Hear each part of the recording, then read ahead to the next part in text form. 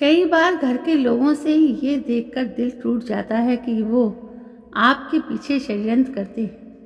आप उनमें विश्वास रखते हैं, उन्हें अपना करीबी मानते हैं, लेकिन वो आपके पीछे विश्वासघात करते हैं। ऐसे में आपको क्या करना चाहिए? क्या आपको उन्हें त्याग देना चाहिए या फिर आपको धैर्य या समझदारी से काम लेना चाहिए?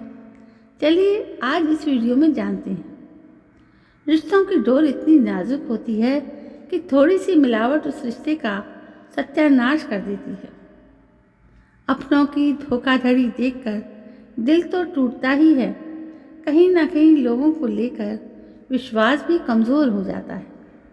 लेकिन क्या ऐसे में अपनी इंसानियत को कमज़ोर करना ही एक उपाय है या कोई और भी तरीका है? जब अपने ही घर वाले करने लगे छल कपट तो ऐसे में क्या करें? जब ये सवाल किसी ने आध्यात्मिक गुरु प्रेमानंद जी महाराज से पूछा तो उनका कहना था कि यदि परिवार का कोई सदस्य झूठ या धोखाधड़ी करता है तो सबसे पहले ये देखना चाहिए कि उस व्यक्ति के साथ आपका क्या संबंध है। यदि वो संबंध किसी ऐसे रिश्ते पर असर डाल रहा है जिसे आपको वर्तमान में बनाए रखने की आवश्यकता है, तो ऐसे संबंध को छोड़ देना ही उचित है। जैसे कि यदि आपके भाई के छल कपट से आपके वैवाहिक रिश्ते पर असर पड़ रहा है तो भाई से रिश्ता तोड़ लेने में ही भलाई, क्योंकि वर्तमान में आपका रिश्ता पति के साथ बरकरार रखने की आवश्यकता है। वैसे अगर प्रेमानंद जी महाराज की सलाह छोड़ भी दी जाए तो ये समझता है ज़रूरी है कि रिश्ता कोई सा भी हो, अगर वो विषाक्त हो जाए तो उसे छोड़ने में ही भलाई। असल में जब अपने ही घर वाले छल कपट करने लगे तो ये स्थिति बेहद दर्दनाक और जटिल हो सकती है। ऐसे में आपको समझदारी और धैर्य से काम लेना चाहिए। पहले यह जानने की कोशिश करनी चाहिए कि वो ऐसा क्यों कर रहा है।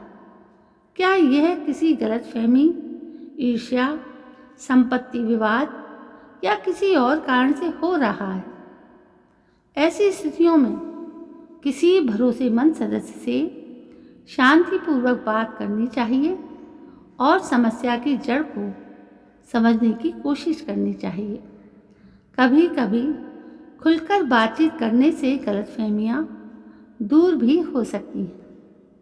अगर आपको सामने वाले की हरकत से गुस्सा आ भी रहा हो तो गुस्से या आवेश में आकर कोई कदम ना उठाएं। शांत मन से निर्णय लें ताकि बाद में आपको पछतावा ना हो। अगर बात नहीं बनती तो अपनी भावनात्मक और आर्थिक सुरक्षा के लिए उनके साथ सीमाएं तय करें।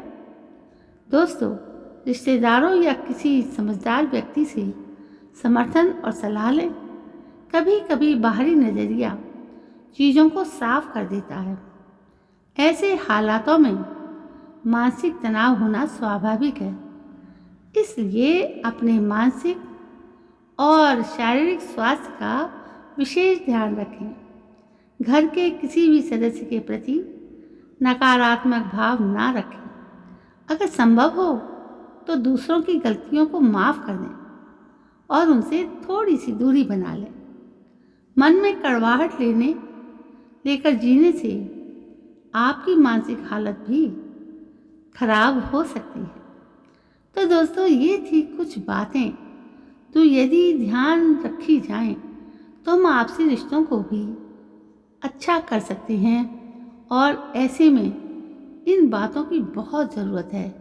जब आपके करीबी भी आपको छलने लगें तो ऐसे में हमें बहुत सोच समझकर इन रिश्तों की बारीकियों के कारण हम अपना धैर्य बनाए रखें।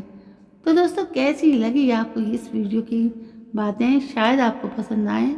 यदि पसंद आए तो प्लीज़ सब्सक्राइब ज़रूर करें, लाइक करें, शेयर करें और कमेंट ज़रूर करें। तो कल मैं फिर हाजिर होती हूँ एक नई सोच के साथ। तब तक के लिए जय हिंद, वंदे मातरम।